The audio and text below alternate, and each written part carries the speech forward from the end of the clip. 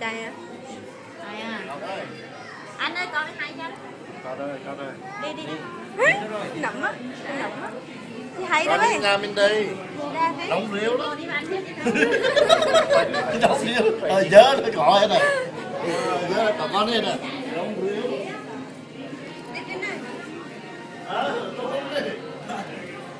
Quan trọng là con đi thôi.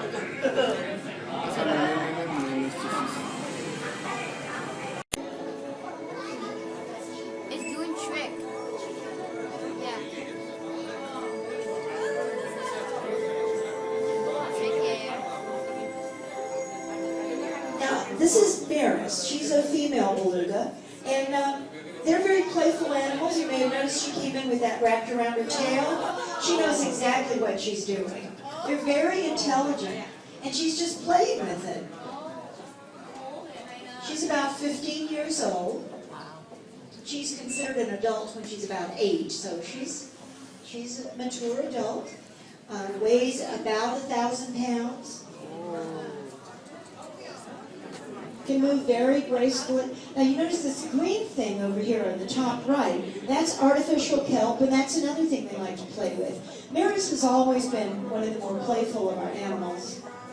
And she's not in there alone. Beethoven is a male, but he's being a little shy today, so he's hiding back behind the rocks on the left.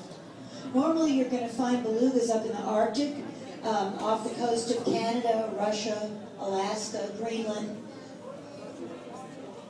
As far as south as the tip of the peninsula. They like cold climate, so it's 55 degrees in this exhibit. Pretty cold for you and me, but a nice, pleasant temperature for a beluga whale. Of course, the fact that 40% of their body weight is blubber or whale fat, and that it's in layers that can be about 4 inches deep, helps to insulate them quite well. Now you notice she goes up to the surface. That's because belugas are not fish. They're mammals, so they have to breathe air. They don't breathe through their mouths. They do all of their breathing through a special muscle called a blowhole that's on top of their head. And she can go up in less than a second, exhale and inhale. Generally, in here you see them go up for air about every 3 to 4 minutes, but actually they could go as long as 25 minutes on a single breath. That would come in handy, say, if they were up in the Arctic and traveling underneath an ice floe, because they might have to go for some distance before they found a hole in the ice so they could go up and get that next breath. Of course, the white coloring is an excellent camouflage for an animal living where there's lots of ice and snow.